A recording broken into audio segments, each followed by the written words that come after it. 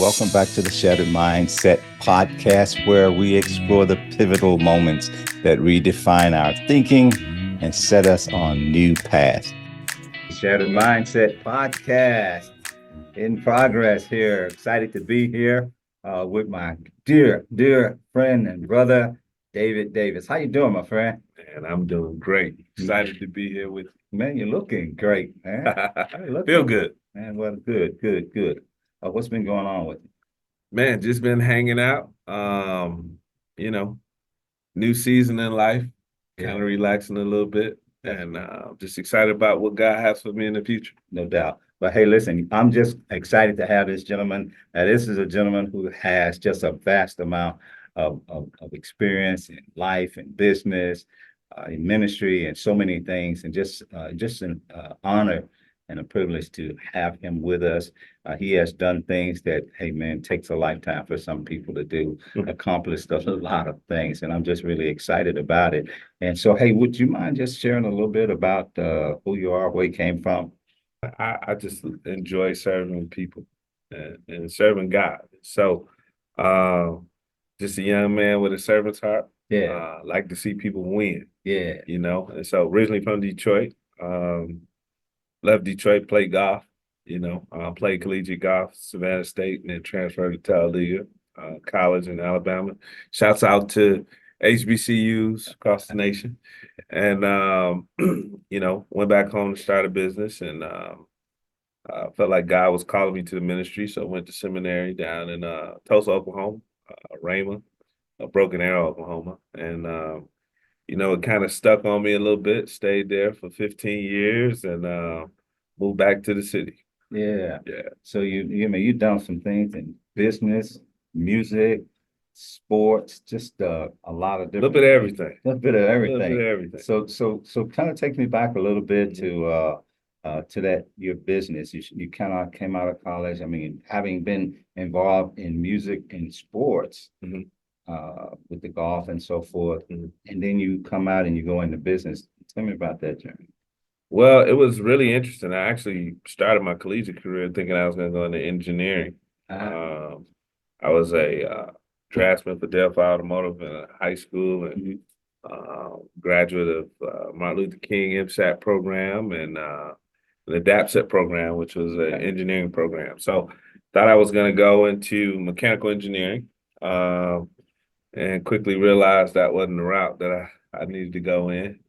Didn't enjoy it, and I figured one day I make some money. So I majored in business finance and double major, business finance and business management. Okay. And so, when I got done at Talladega, had an interesting offer to come on board in a startup called Millennium Disc, CD and DVD manufacturing facility. CD, DVD. For y'all who don't know what a CD or DVD is, you can look that up. Yeah, that was back in the early 2000s. Okay. And so there was a company called Napster who kind of turned the music industry on its head, if you will. I remember Napster. And so it was the beginning of the digital download. If that young man helped Zuckerberg Yes, go from yes. naming Also the Facebook to Facebook. Right. Facebook. Yeah, So he's one of the orchestrators of Facebook. But he changed the industry, turned it on its head. So between him and Apple, yeah. Apple did an excellent job of that too. What we know as a CD burner, Yeah. right? But that digital download really changed the landscape of distribution in the music industry. Not just in the music industry, but also in the film industry. Right now, remember there was a store called Blockbuster, right? Remember there was a store called Blockbuster.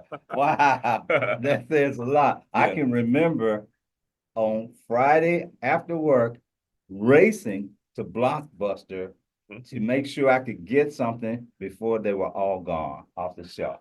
The videos, DVDs. Yeah. Wow. Well, it's kind of interesting. Blockbuster even went through a transition from the VHS. Yeah. Yeah. to DVDs. DVDs, And so, Napster kind of threw a monkey wrench and everything and said, hey, listen, I can take all of the hardware out and we can do a digital download. And Yeah. of course, that was at a time right after well, right before the digital download, we got what's called the World Wide Web Yeah. and the internet, Yeah. right? So that was actually going to be uh, our saving grace Mm-hmm. during that time. AOL had a chief. Their chairman was a brother. LL. No, the chairman of the board at No, you AOL. said AOL. Okay, AOL, AOL. American Okay. Online, Man, I right? thought you said LL. No, not I was LL. like LL. So America Online, used to have these discs that used to come in the mail Every other day. every other day. You Every had these other discs, day. right? And so, because of how things were making their transition in the music industry, um, we sought them out. They sought us out for regional distribution of the disc, Yeah. for American Online.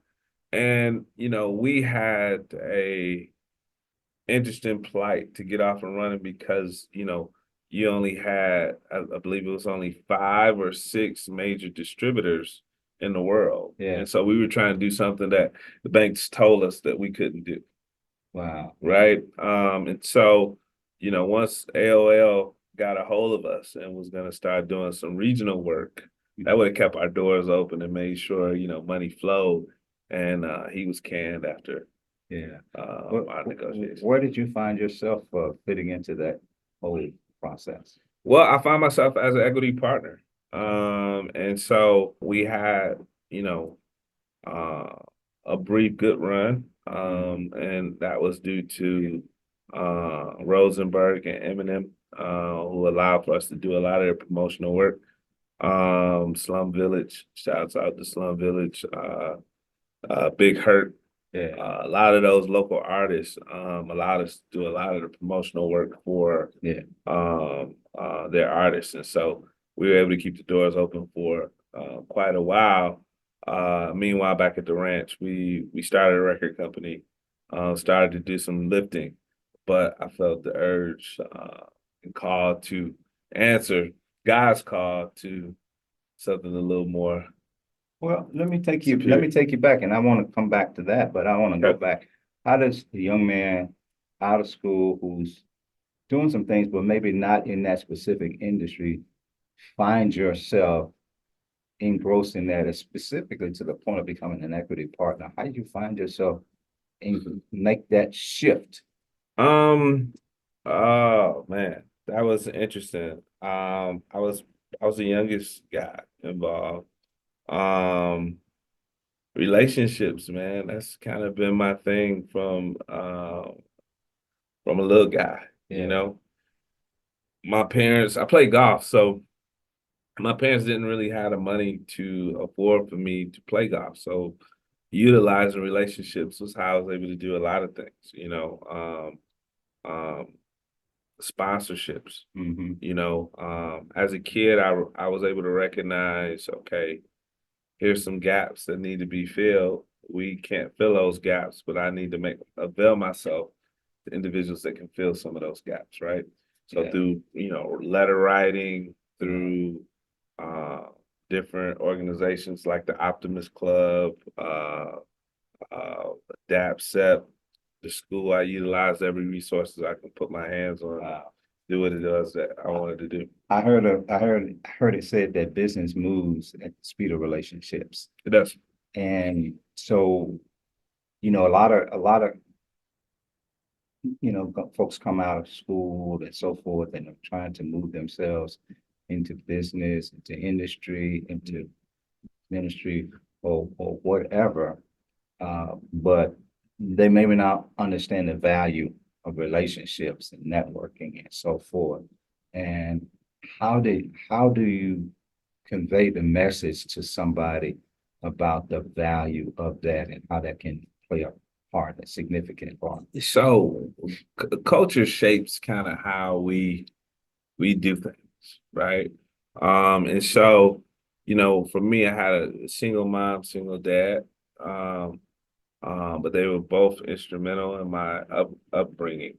But they instilled in me that I needed to be serving somewhere. So, uh, where I developed my relationships with business people, with successful people, were in those organizations that were serving our community, right? And so, though hip hop culture was going on, those things were going on. The culture, the infrastructure of community is kind of what grabbed me, right?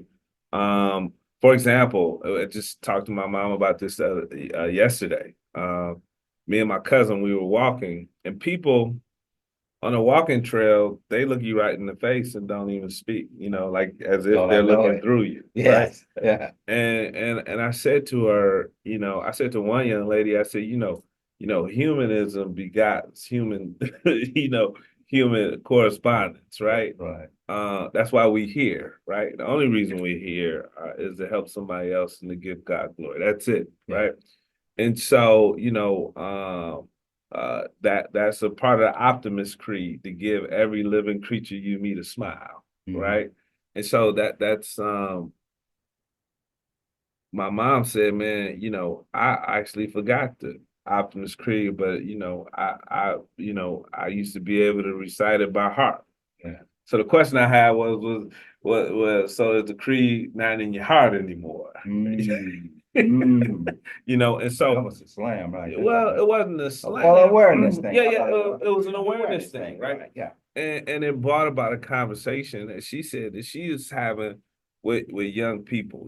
Some of the young people, call her mom. Yeah. And she said, well, I ain't your mama.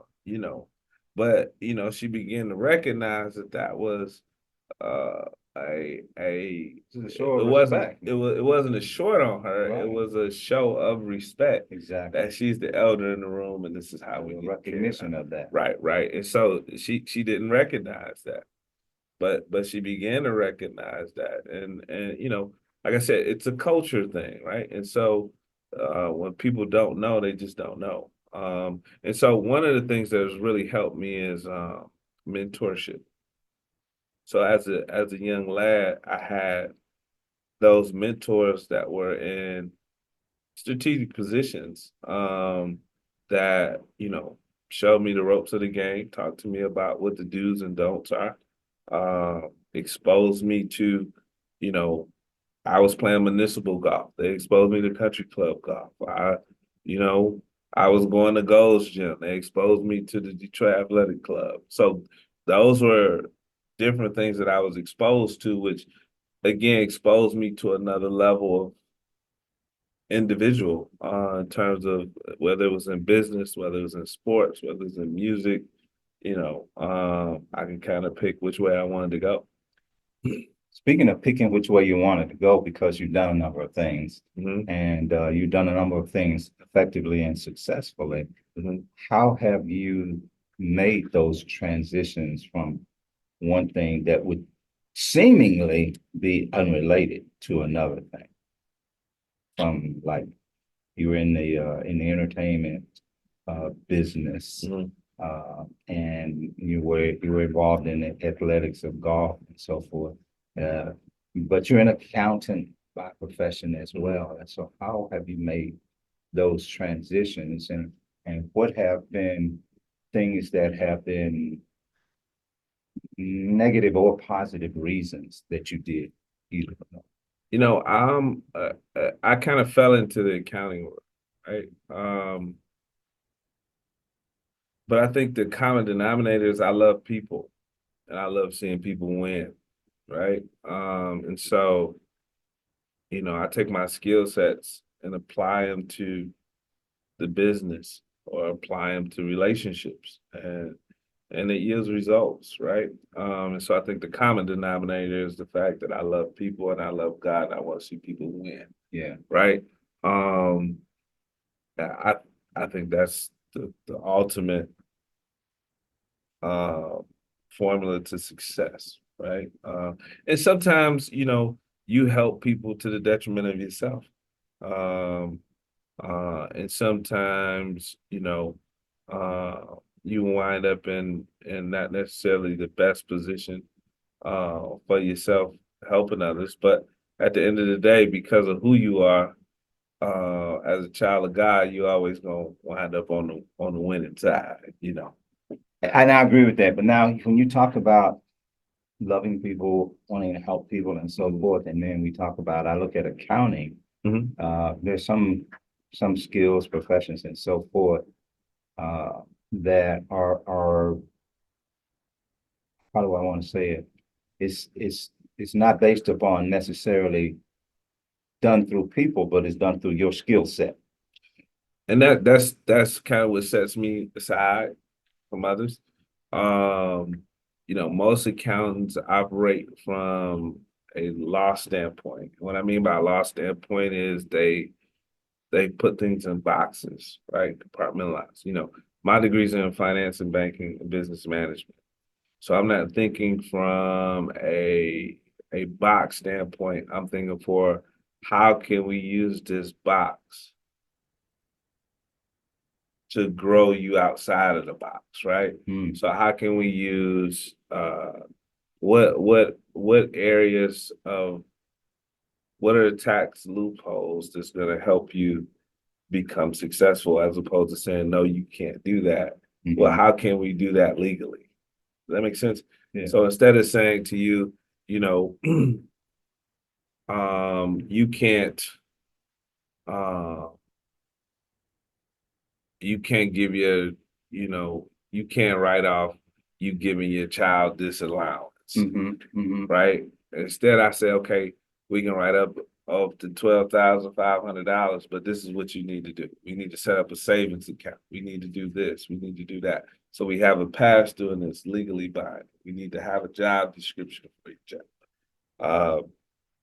There's certain things that you're able to do legally that you may not be aware of, that you may be aware of, but you just don't know how to properly do it, right? To make it legal. That's where my kind of skill set comes in. Most accountants don't tell you. They tell you what you can do and what you can't do, and that's it. They're not willing to go the extra mile to find out how is it that you operate, how can we take the way that you operate, do a better job. And take it to the community and take it to the people. Absolutely. Absolutely. Got it. Okay. Well, that makes sense. But you've done a lot of things beyond that. You've gotten into, man, you've helped a lot of people in a lot of ways. You become sports agent to people. This management. Management. Okay. Yeah. Tell me about that. We have I'm a CFO for a sports management company. And again, through these relationships, hey Dave, you kind of become a serial entrepreneur, if you will. Yeah. Because relationships pull you in. They know, okay, this is a gap that we need filled. And would you be willing to fulfill that particular gap? And here's what we need you to do. And so again, it's about winning for me, right? It's about teaching a lot of these young athletes responsibility, showing them, not just the do's and don'ts, but showing them the results of allowing other people to manage your finances, allowing other people to cut your checks. I don't cut any checks for any of my athletes. They're responsible for their own financial decisions. And what I do is I advise them, right? So even if I do a tax return, I'm not cutting the check to the Internal Revenue Service for them. No, you cut your own check. Here's a result of expecting someone else to have access to your account and cut these checks. And so, I want to see them win. I don't want them to be ignorant, but I want them to be responsible. You can cut a check for a car. You can go buy, $200,000 car without my permission, right? And you can pay your tax liability without my How that's interesting too, but how have you dealt with the mindset of young athletes coming into the industry of sports and so forth that have never been taught about finance and managing themselves and things of that sort. All they do if they know they want to play. Well, now is good and bad. And let me explain that to you. Is because now, because of the new NIL system, now these young people understand my image is a business. I'm a business, right? You know, we didn't quite have that aspect as kids before, right? Yeah. Then we didn't have social media. We didn't have all these eyes on us, Yeah. and so how do we mitigate those things, right? We got professional athletes that's been in the league that make dumb decisions because they're kids, right? And we look at those decisions and we say, that's an idiot or that's a dummy. But what we don't look at is they're 21 years old, right? We made those same decisions, those same dumb moves at 21 years old. We just didn't have millions of dollars in the bank. If we had any money, and there was very little to no repercussions for something like that. But I look at a guy like Ja Morant, for example. This guy signs a $200 million contract, and he's hit with, another gun offense of just, brashing the gun, hanging out. Well, how many times have we done stupid stuff like that, right? Uh, but it potentially cost him, $100 million. Mhm. You look at a guy, and here's the funny thing. I look at a guy like LeBron James, right? LeBron James was what, 21 years old when he made a decision, 20 years old before he made a decision to go to Miami, right? Now here you got a 40 plus year old man that's a billionaire, calling them all type of names, Mhm. right? But he's making a decision that's best for him. Yeah. Right. Yeah. And so, Yeah. um, because of our love of sports, but wow, you gotta have and this is the crazy piece, right? And this is some of the things that I talk to the athletes about, right? When he leaves Cleveland, the whole city shuts down. So the city's infrastructure is based on the back of a 21-year-old. Can you imagine what type of pressure that is? Yeah, sure. I'm sure. How does that translate into the way you communicate to the people that are coming through you? I deal with them on the square, right? You deal with them on the square, and you make them think about the consequences of their actions, but you want them to have fun, man. They're kids. Yeah. I mean, young adults, but they're light years ahead of what we were. Yeah. In so many different aspects, right? Um, and that's some of the things that we're not talking about. We talk about the things that they do wrong, but the upside of it is so much more than than what we fail to recognize, right? And I need them to understand that, right? Because it's a constant. They hear the constant negativity, right? And I've got kids that's in college that's doing NIL deals now, and so the consequences of their actions is a little bit different. NIL. hmm Everybody doesn't know what NIL. it's really their image and likeness. So they a lot of the college kids now, depending upon what sport they're in, and what level that they're at, they're receiving these deals from colleges where they could be making upwards of 100, 200 grand a year while they're going to college. Mm. Okay. Yeah. Okay. So, And I'll give you an example of something like that, right? okay. The Fab Five. I'm going to use an example that most people kind of know, right? They changed the game of basketball, right? In terms of their image and their likeness was being displayed across the world, right? Before them, you didn't see a black gym shoe on the basketball court. But the Air Max, the black Air Max is what they wore, right?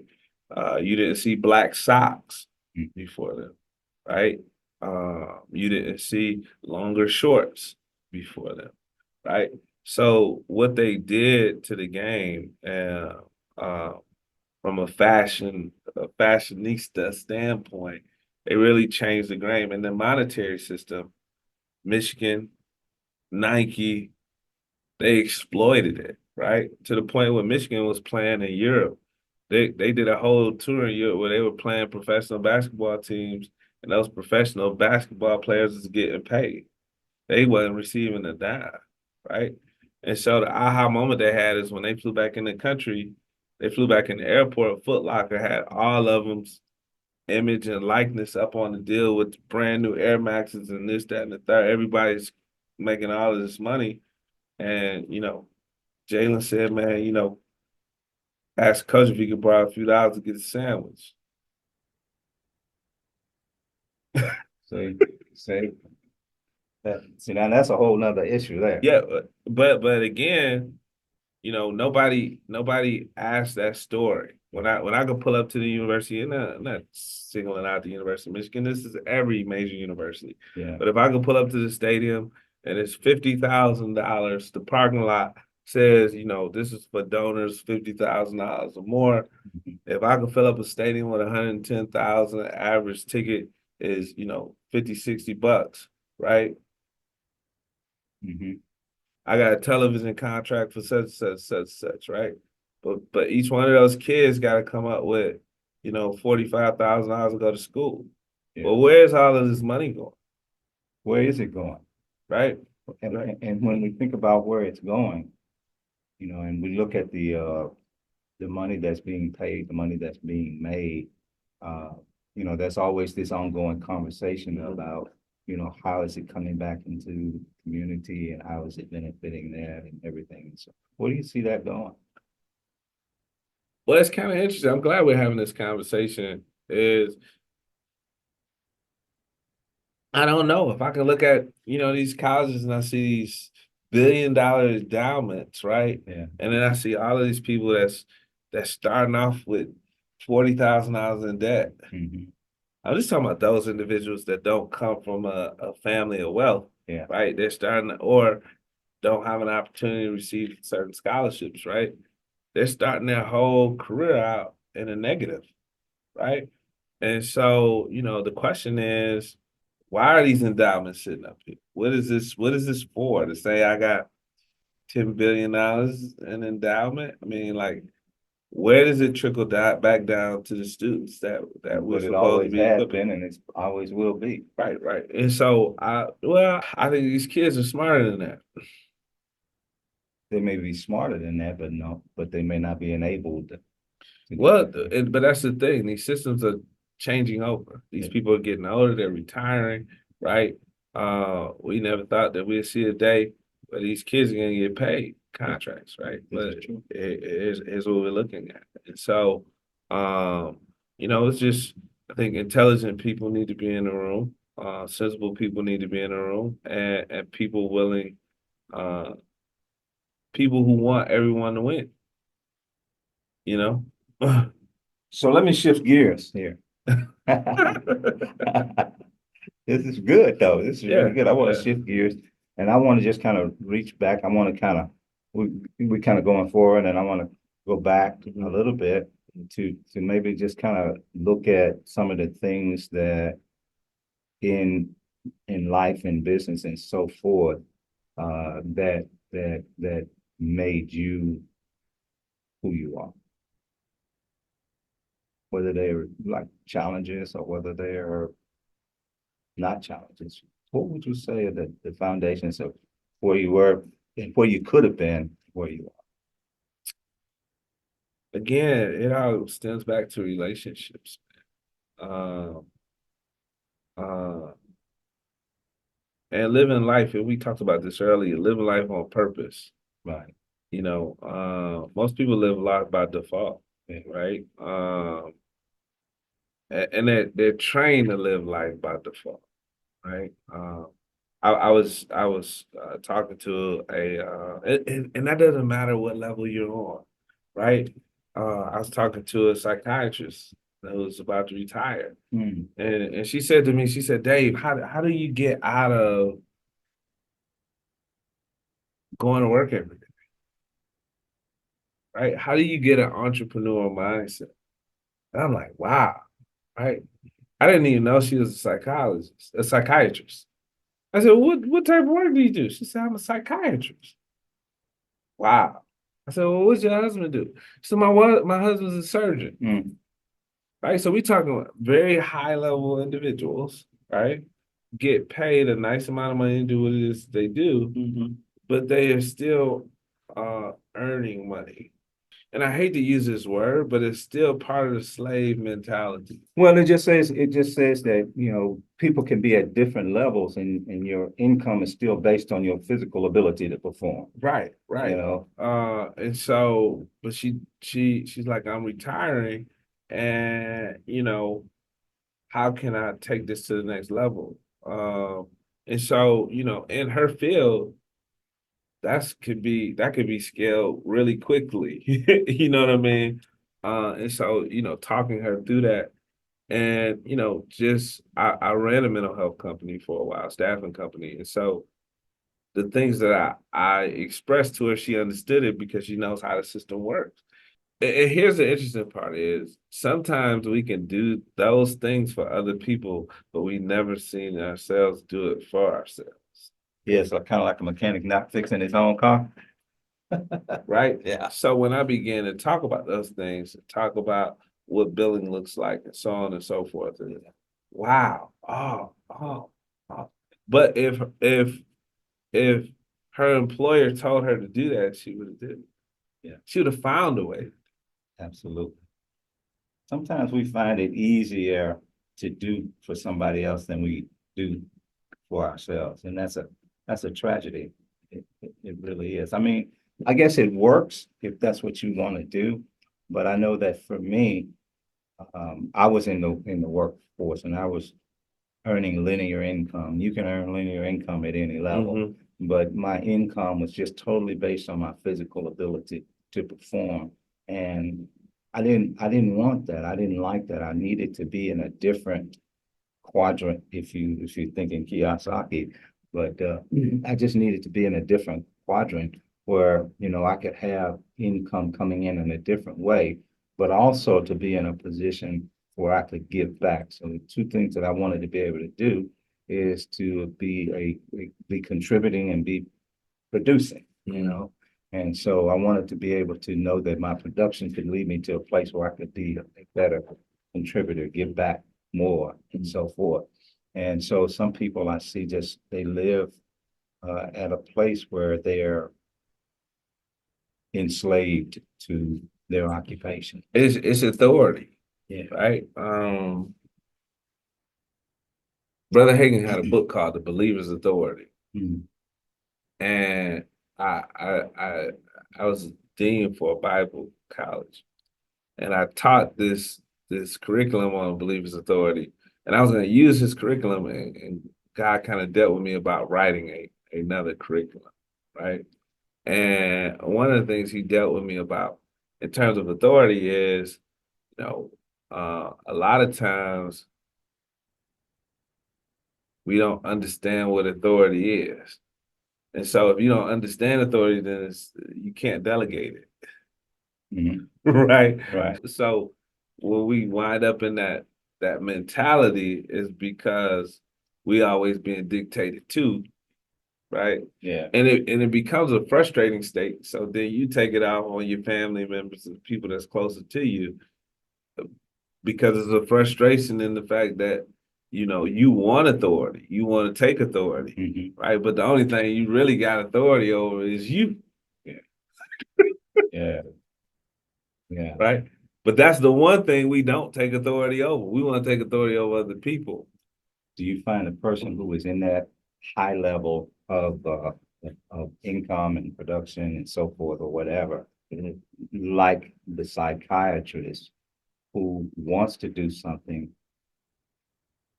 do you see where there's a fear for them to let go of what they're doing and to step out on something? There is a fear, right? And the fear is you don't know this until you become a business owner.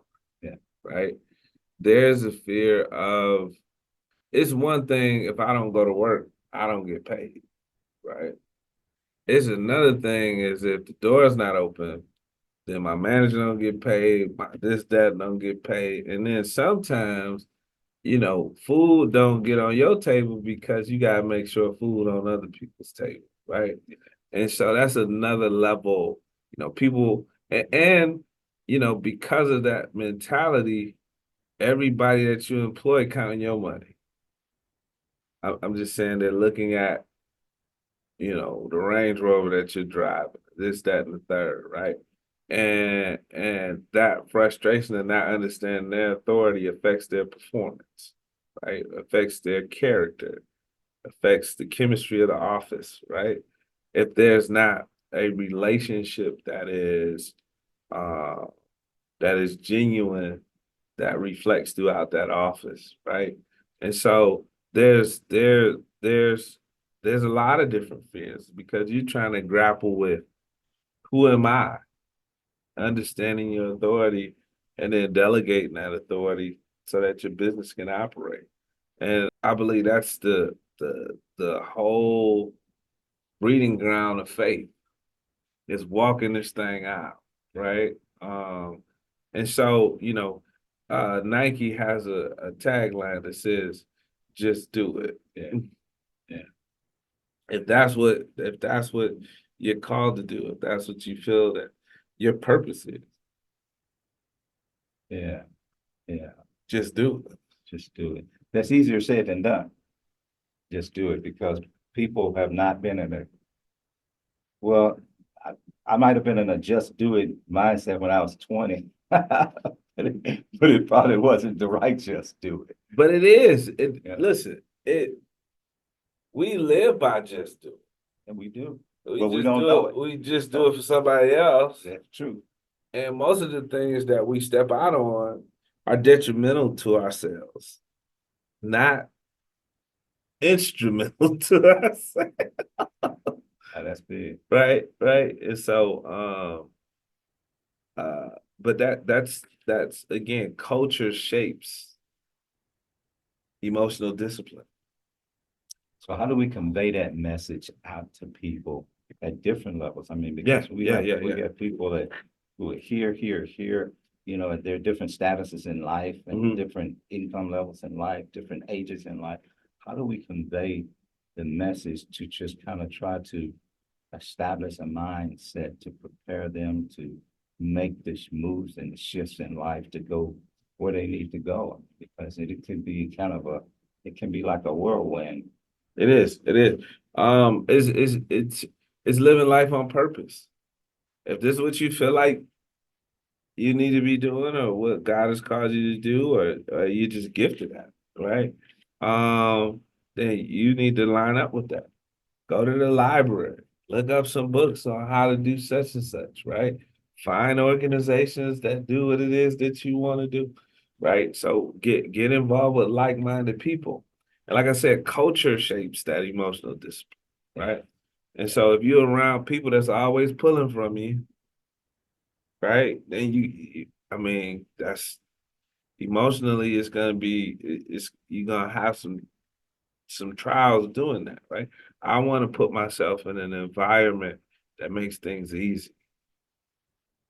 Right. Yeah. And so my parents were able to kind of show me that. Even when they weren't doing it, they were putting me in a position that I could say, okay, I was able to recognize it from experience, not is this gonna work, is it not gonna work? Right. Yeah. So if you're talking to uh this audience of people here, Mhm. and let's say that they're, I don't know, anywhere 25 to 45 or whatever age they are, Mhm. what final message would you give to these folks? Human contact is necessary. Um, uh, your energy is whatever energy you give, you're gonna get back, right? And so I would say to individuals, live life on purpose, give every living creature you meet a smile, and because we're all here to help one another, right? And so if you're not in a culture of those individuals that surround you, willing to help you, to give, whether it's nuggets of information or wisdom, or help you succeed, you might need to change the culture of individuals that you're around, right? And that may sound like that's a hard thing to do, but it's all about purpose. So, sometimes you may have to seek out what you desire. It ain't always gonna come and land at your front doors. You have to seek it out, right? And when you seek it out, God will make available what you need, when you need it, and how you need it. And you just have to believe that. You gotta believe that. Yeah. Some people gotta learn to believe that. Yeah. And that's why I wanted to say that. Yeah. Is because sometimes we lose hope, man. Yeah. And we lose hope because we're living life by default. Yeah. Right. And so it doesn't matter what you look like, what you smell like. Yeah. When you show up, Yeah. other people will show up for you. But you gotta show up. You gotta show up. Hey, listen, man, I appreciate you sharing that. This has been phenomenal, and hey, I'm just excited to have someone like you here with us on this podcast. And so, hey, listen, that's going to be a wrap for us today, and we're just excited for you to be here with us and invite you to come back to another episode of the Shattered Mindset podcast, where we'll have great folks like Dave Davis. It was maybe never have anybody like him again with us. But hey, listen, in the meantime, listen, keep changing, keep evolving, keep seeking to get better for you so that you can get better for somebody else. Take care, take charge.